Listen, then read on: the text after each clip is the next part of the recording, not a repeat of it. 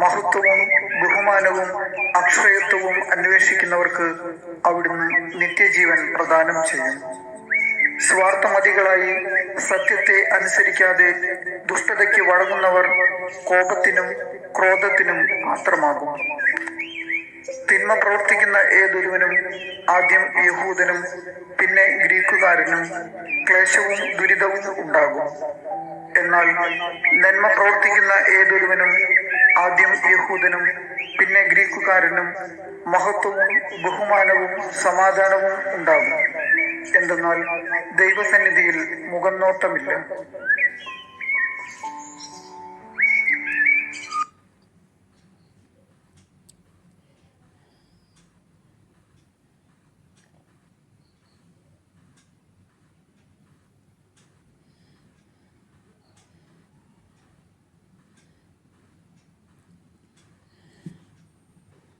നല്ല ചിന്ത. ഒരിക്കൽ ഒരു സ്ത്രീ അവരുടെ ഭർത്താവിനോട് ചോദിച്ചു, നിങ്ങൾക്ക് സ്വയം ഡ്രൈവ് ചെയ്യുവാൻ കഴിയുമ്പോൾ നാം എന്തിനാണ് ശമ്പളം കൊടുത്ത് ഒരു ഡ്രൈവറെ നിയമിച്ചിരിക്കുന്നത്? അയാൾ ചോദിച്ചു. ഞാൻ ഡ്രൈവ് ചെയ്യുമ്പോൾ ഒരു ചിലവുമില്ല എന്നാണോ നീ കരുതുന്നത്? അയാൾ തുടർന്നു. എന്നാൽ അങ്ങനെയല്ല. ഒരാൾ ഡ്രൈവ് ചെയ്യുമ്പോൾ വളരെ ശ്രദ്ധ ആവശ്യമാണ്. അങ്ങനെ ശ്രദ്ധിച്ച് ഡ്രൈവ് ചെയ്യുമ്പോൾ വളരെയേറെ ഊർജം ചിലവഴിക്കണം.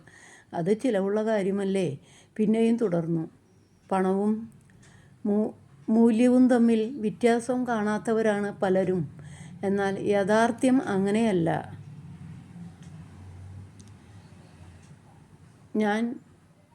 ഞാൻ ഡ്രൈവ് ചെയ്യാതെ പിൻസീറ്റിൽ ഇരിക്കുമ്പോൾ എനിക്ക് മറ്റു പല കാര്യങ്ങളെക്കുറിച്ച് ചിന്തിക്കുവാനും ഫോൺ ചെയ്യുവാനും തീരുമാനങ്ങൾ കൈക്കൊള്ളുവാനും സാധിക്കും. എന്നാൽ ഞാൻ ഡ്രൈവ് ചെയ്യുമ്പോൾ ഇവ ഒന്നും സാധിക്കുകയില്ല. മാത്രമല്ല, ഞാൻ വീട്ടിലെത്തുന്നതും ക്ഷീണിതനായിട്ടായിരിക്കും. അപ്പോൾ വീട്ടിലെത്തിയാലും ചിന്തിക്കുവാനും തീരുമാനങ്ങൾ കൈക്കൊള്ളുവാനും പ്രയാസമുണ്ടാവും. കൂടാതെ നിന്നോടും മക്കളോടുമൊപ്പം ചിലവഴിക്കാൻ കഴിയുകയുമില്ല. ഇതിനൊക്കെ പുറമെ ഡ്രൈവറുടെ കുടുംബവും അയാളുടെ ശമ്പളത്തിൽ ജീവിച്ചു പോവുകയും ചെയ്യുന്നുണ്ട്. അപ്പോൾ ഒരു ഡ്രൈവർക്ക് കൊടുക്കുന്ന ശമ്പളം ചിലവല്ല, ആദായമാണ്. അതിനാൽ ആദായം കണക്കാക്കേണ്ടത് പണത്തിൻ്റെ ചിലവ് മാത്രം നോക്കിയല്ല, നമ്മുടെ കഴിവുകളും മാനസിക ശക്തിയും എന്തുമാത്രം ചിലവായി പോകുന്നു എന്നതുകൂടെ കണക്കാക്കി വേണം. പലരുടെയും ജീവിതത്തിൽ ഏറ്റവും പ്രധാനപ്പെട്ടത് പണമാണ്. എന്തുമാത്രം പണം ബാക്കി വയ്ക്കുവാൻ കഴിയുന്നു എന്നതാണ് പലരുടെയും ശ്രദ്ധ. അങ്ങനെയുള്ളവർ ജീവിത നേട്ടങ്ങളെയും വിജയങ്ങളെയും കണക്കാക്കുന്നത് പണത്തിൻ്റെ പെരുപ്പമനുസരിച്ചാണ്. എന്നാൽ ജീവിതം പണമല്ല, മൂല്യങ്ങളുടെ ആകെ തുകയാണ്. മൂല്യങ്ങളെ അംഗീകരിക്കുകയും ആദരിക്കുകയും ചെയ്യുന്നവർക്കാണ് യഥാർത്ഥ ജീവിതം നയിക്കുവാൻ കഴിയുന്നത്. പണ്ടൊരിക്കൽ ഒരു ഗുരുവും ശിഷ്യനും യാത്ര ചെയ്തു വരികയായിരുന്നു. അവർ വഴിയിൽ വെച്ച് ഒരു ഭാണ്ഡം കണ്ടു. ശിഷ്യൻ അത് തുറന്നു നോക്കിയപ്പോൾ അതിനുള്ളിൽ നിറയെ സ്വർണ്ണ നാണയങ്ങൾ കണ്ട് തുള്ളിച്ചാടി. അയാൾ ഉറക്കെ വിളിച്ചു പറഞ്ഞു, ഗുരു, ഇതിൽ ധാരാളം സ്വർണ്ണ നാണയങ്ങളുണ്ട്. നമ്മുടെ ജീവിതത്തിൽ ഇനി സന്തോഷം മാത്രം. ഗുരു പറഞ്ഞു, ആ ഭാണ്ഡം അവിടെ തന്നെ വെച്ചേക്കൂ. അത് മറ്റാരുടെയോ സമ്പത്താണ്. നമ്മൾ അതെടുത്താൽ ബുദ്ധി കെട്ടുപോവുകയും നമ്മൾ നശിക്കുകയും ചെയ്യും. എന്നാൽ ശിഷ്യന് കാര്യം മനസ്സിലായില്ല. അപ്പോൾ ഗുരു പറഞ്ഞു, ആ ഭാണ്ഡം അവിടെ വെച്ചിട്ട് എന്നോടൊപ്പം ഇവിടെ വന്ന് മറഞ്ഞിരിക്കും. അങ്ങനെ അവർ ഒരു മരത്തിനു പിന്നിൽ ഒളിഞ്ഞിരുന്നു. അല്പസമയം കഴിഞ്ഞപ്പോൾ 4 രാജഭടന്മാർ ആ വഴി വന്നു.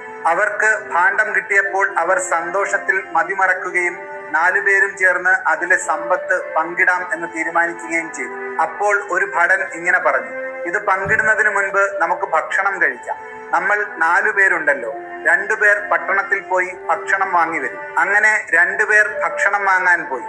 ബാക്കി 2 പേർ ഇങ്ങനെ ചിന്തിച്ചു, അവരെ 2 പേരെയും വകവരുത്തിയാൽ ഈ സമ്പത്ത് നമുക്ക് 2 പേർക്കും പങ്കിട്ടെടുക്കാം. അങ്ങനെ കൂടുതൽ സമ്പന്നരാകാം. പട്ടണത്തിലേക്ക് പോയവർ തിരിച്ചു വന്നപ്പോൾ ഭടന്മാർ അവരെ വെടിവെച്ചു കൊല്ലുകയും അവർ കൊണ്ടുവന്ന ഭക്ഷണം സന്തോഷപൂർവ്വം കഴിക്കുകയും ചെയ്തു. എന്നാൽ പട്ടണത്തിലേക്ക് പോയവർ സമ്പത്ത് സ്വന്തമാക്കാനായി ഭക്ഷണത്തിൽ വിഷം കലർത്തിയിരുന്നു. അത് കഴിച്ച 2 ഭടന്മാരും അവർക്കൊപ്പം മരിച്ചു വീണു. അങ്ങനെ 4 പേരും മരണപ്പെടുകയും ആ സമ്പത്തെല്ലാം അവിടെ തന്നെ അവശേഷിക്കുകയും ചെയ്തു. പരിശ്രമം ചെയ്യാതെ വന്നു ചേർന്ന്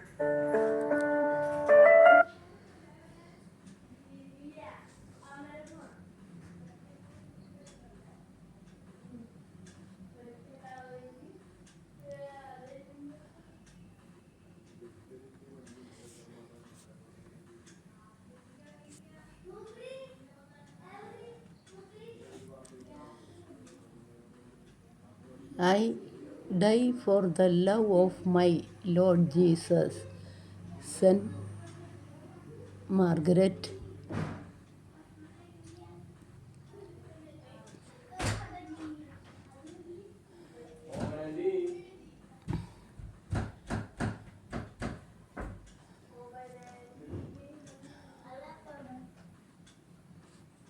ഒരു വൈകുന്നേരം പൂർണ്ണ ഗർഭിണിയായ ഒരു മാനിന് പ്രസവ വേദനയുണ്ടായി. ആ സമയത്ത് കാർമേഘങ്ങൾ ഉരുണ്ടുകൂടുകയും ഇടിമിന്നൽ ഉണ്ടാവുകയും ചെയ്തു. വലിയ കാട്ടുതീ പടർന്നു. അങ്ങനെ രക്ഷപ്പെടാനായി തന്റെ കാട് വിട്ട് ഓടേണ്ടി വന്ന മാൻ വെള്ളം കുടിക്കാനായി ഒരു പുഴക്കരയിലെത്തി. ആശങ്കയിലായിരുന്ന മാൻ തന്റെ പ്രതിബിംബം വെള്ളത്തിൽ കാണുകയുണ്ടായി. പെട്ടെന്ന് ഇടതുവശത്തു നിന്നുണ്ടായ മർമ്മരം ശ്രദ്ധിച്ച മാൻ അമ്പുമായി തന്നെ ലക്ഷ്യം വെക്കുന്ന ഒരു വേട്ടക്കാരനെ കണ്ടു. പേടിച്ച് വലതുവശത്തേക്ക് തിരിഞ്ഞു നോക്കിയ അവൾ കണ്ടത് തന്നെ ഇരയാക്കാൻ ലക്ഷ്യമിടുന്ന ഒരു സിംഹത്തെയാണ്. അവൾക്ക് പിന്നിൽ അപ്പോഴും കാട്ടുതീ ഉണ്ടായിരുന്നു. മുന്നിൽ വലിയ മുതലകളുള്ള പുഴയും. 4 വശത്തു നിന്നും കെണിയിലകപ്പെട്ട അവസ്ഥ. മരണം ഉറപ്പായ നിമിഷം. ആദ്യം അവളൊന്ന് പേടിച്ചു പോയെങ്കിലും പിന്നീട് ഇങ്ങനെ ചിന്തിച്ചു, ഏതായാലും മരണം ഉറപ്പാണ്, പിന്നെ എന്തിനു പേടിക്കണം, അന്തസ്സോടെ നേരിടാം. അവൾ സ്വയം ആശ്വസിച്ച് പുഴയിലിറങ്ങി സമാധാനത്തിൽ വെള്ളം കുടിച്ചു. ഈ സമയത്ത് വീണ്ടും ഇടിമിന്നലുണ്ടായി. വേട്ടക്കാരന്റെ ഉന്നം തെറ്റുകയും സിംഹത്തിന് അമ്പേൽക്കുകയും ചെയ്തു. മുറിവേറ്റ സിംഹം വേട്ടക്കാരനെ ആക്രമിച്ചു. തുടർന്ന് വലിയ മഴയുണ്ടാവുകയും കാട്ടുതീ അണയുകയും ചെയ്തു. തന്റെ ചുറ്റും നോക്കിയ മാൻ വേട്ടക്കാരനും സിംഹവും അവിടെ നിന്ന് പോയതായും കാട്ടുതീ അണഞ്ഞതായും കണ്ടു. ആ അവസരം മുതലാക്കി അവൾ അവിടെ നിന്ന് ഓടി രക്ഷപ്പെട്ടു. പിന്നീട് അവൾ 3 കുഞ്ഞുങ്ങൾക്ക് ജന്മം നൽകി. നമ്മുടെ ജീവിതത്തിലും 4 ചുറ്റുപാട് നിന്നും നമുക്ക് പ്രശ്നങ്ങൾ ഉണ്ടാകാം. പക്ഷേ ധൈര്യം കൈവിടരുത്, സമാധാനമായിരിക്കുക. ശുഭാപ്തി വയോ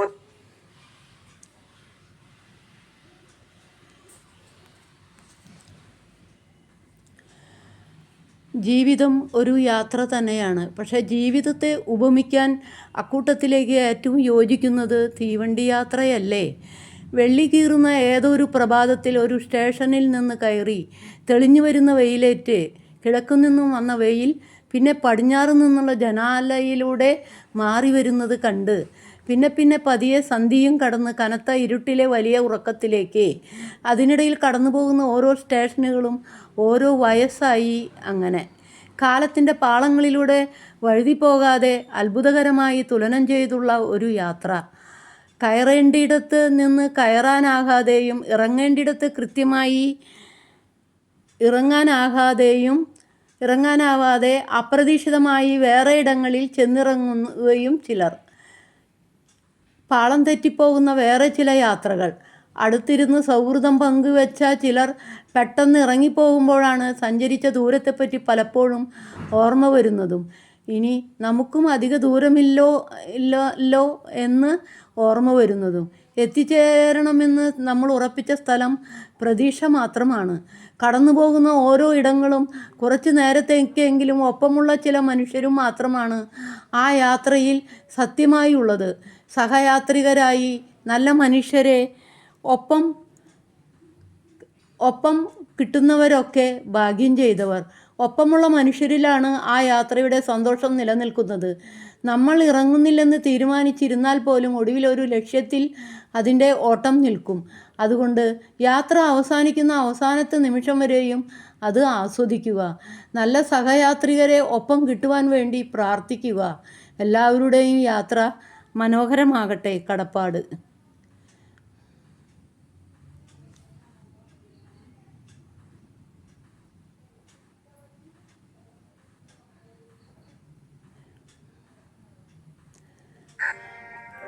പ്രണയം ശരീരത്തിൽ തുടങ്ങി ആത്മാവിൽ പൂർത്തിയാകുന്നൊരു യാത്രയാണ്. അതൊരു ക്ഷണികമായ ആകർഷണമല്ല, കാലം പരീക്ഷിക്കുന്നൊരു പ്രതിജ്ഞയാണ്.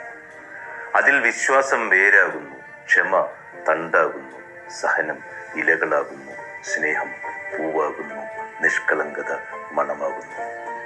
പ്രണയം നിലനിൽക്കുന്നത് അർപ്പണത്തിലൂടെയാണ്, ഉത്തരവാദിത്വത്തിലൂടെയാണ്. അത് സ്വാർത്ഥതയില്ലാത്ത സമർപ്പണമാണ്. അഹങ്കാരം കത്തിച്ചു കളയുന്ന യജ്ഞമാണ്. നാം സ്നേഹിക്കുന്നവരുടെ സന്തോഷം നമ്മുടെ സ്വാർത്ഥതയേക്കാൾ വലുതാകുമ്പോൾ അവിടെ തന്നെയാണെന്നേ പ്രണയം ജനിക്കുന്നത്. അതൊരു ദിവസം മാത്രമല്ല, ജീവിതം മുഴുവൻ നീളുന്ന യാത്രയാണ്. നമ്മൾ ആരെയെങ്കിലും സ്നേഹിക്കുന്നെങ്കിൽ അവരെ സംരക്ഷിക്കുക. മനസ്സിലാക്കുക, അവർക്കായി സഹിക്കുക. പ്രണയം പറയുന്നതല്ല, അത് ജീവിക്കുന്നതാണ്. പ്രണയം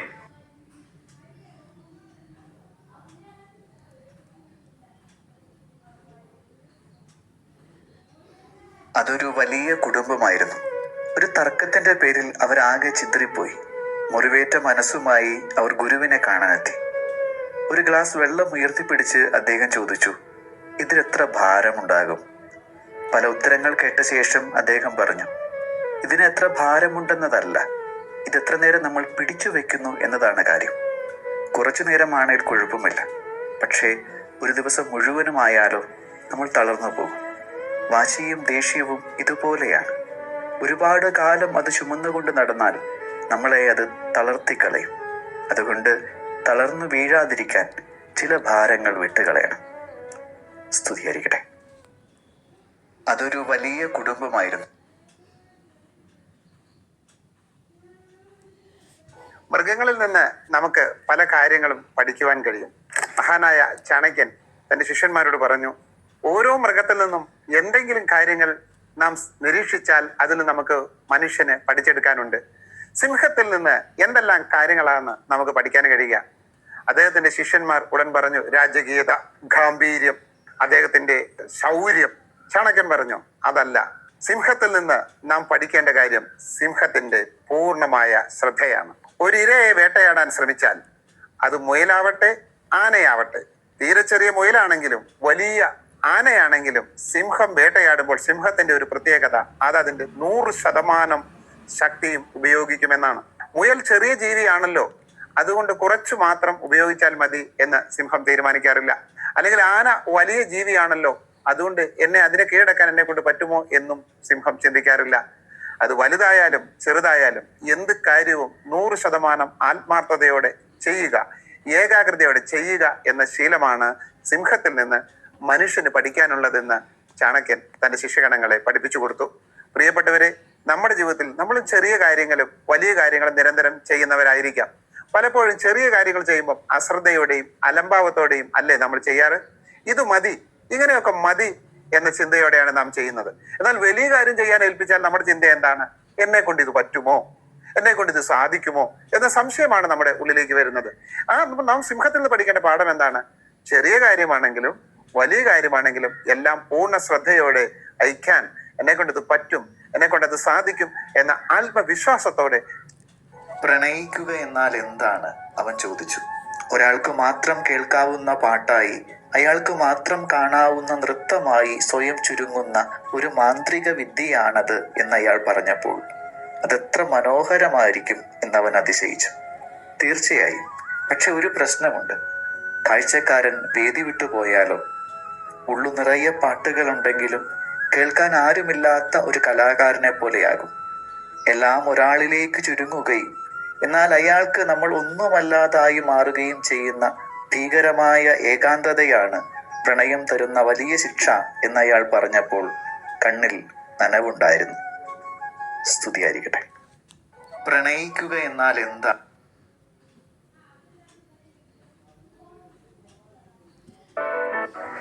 ജീവിതത്തിൽ ചിരിക്കാൻ പരിശ്രമിക്കണം. കാരണം എന്താണെന്നറിയോ? ചിരിപ്പിക്കാനായിട്ട് ആരും വരത്തില്ല. ചിരിക്കാൻ നീ തന്നെ പരിശ്രമിക്കണം. ജീവിതത്തില് സങ്കടങ്ങളുണ്ട്, ദുരിതങ്ങളുണ്ട്, വേദനകളൊക്കെ ഉണ്ട്. പക്ഷെ ചിരിച്ചോളണം. ചിരിപ്പിക്കാൻ ആരും വരത്തില്ല. ദൈവം ഉണ്ട് കൂടെ. ദൈവം സഹായിക്കട്ടെ. ജീവിതത്തിൽ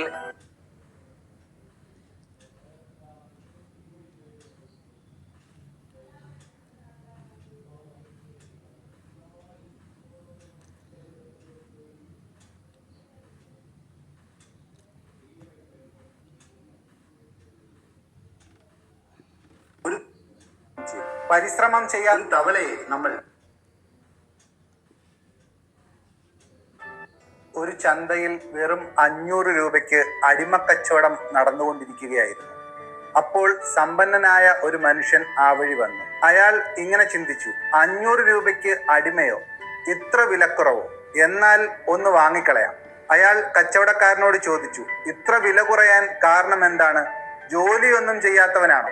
അടിമക്കച്ചവടക്കാരൻ മറുപടി പറഞ്ഞു, അങ്ങനെയല്ല, എല്ലാ ജോലികളും ചെയ്യും. നല്ല പരിശ്രമശാലിയാണ്. പക്ഷേ ഒരു ദോഷമുണ്ട്, ഇടയ്ക്ക് പരദൂഷണം പറയും. സമ്പന്നൻ ഇങ്ങനെ ചിന്തിച്ചു, വീട്ടിൽ താനും ഭാര്യയും മാത്രമേ ഉള്ളൂ. ഇവൻ പരദൂഷണം പറഞ്ഞാലും ആരോട് പറയാൻ?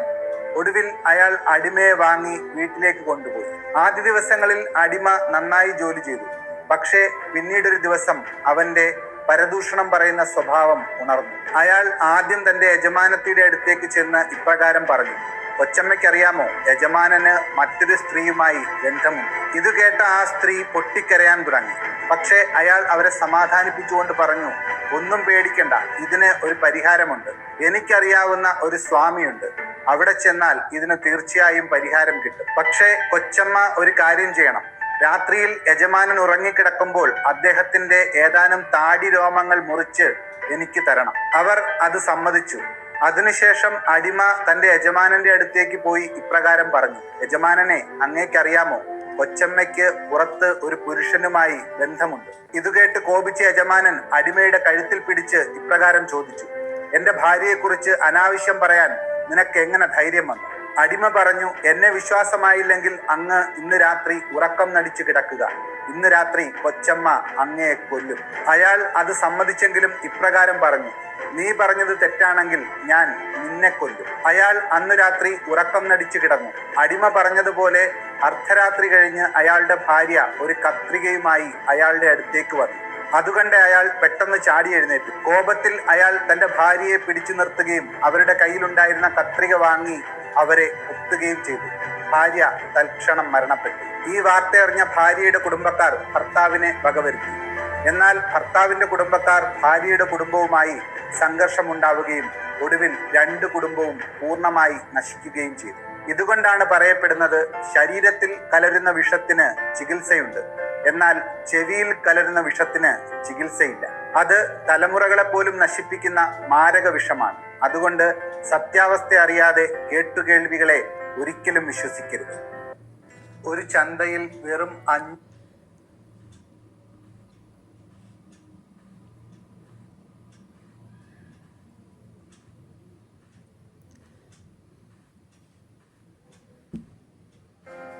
മനസ്സിനെ സ്കാൻ ചെയ്യാനുള്ള ഉപകരണം കണ്ടുപിടിച്ചിട്ട് മുറിവേറ്റിട്ടില്ലാത്ത ആരെങ്കിലും ഉണ്ടോ എന്ന് പരിശോധിക്കണം. ഉണ്ടെങ്കിൽ അവർ ആരെയും സ്നേഹിച്ചിട്ടില്ലെന്ന് ഉറപ്പാണ്.